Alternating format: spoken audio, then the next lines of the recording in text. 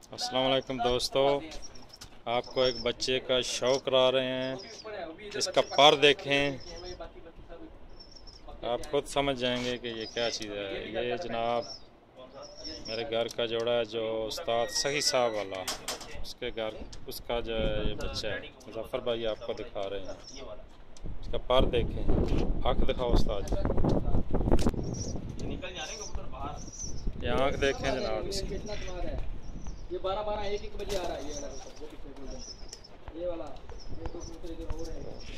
ठीक है, ये लोधी मादी, ठीक है, ये लाल मादी नहीं हटा देना इसने नहीं, वो दोस्त एक नो मारते लेके उस्ताद सही साहब वाले पेयर का ये बच्चा है जी, और कमाल की परवाज़ें दे रहा है। मुजफ्फर भाई आपको दिखा रहे हैं।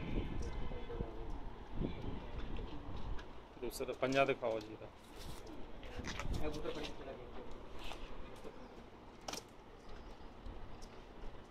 ये रात रुक के आया, मैंने भी छोड़ा पंजा है यार, ये रात रुक के आया, सामने खड़ोता ऐसे खड़ा रहता है। शाम ऐसे आता था नीचे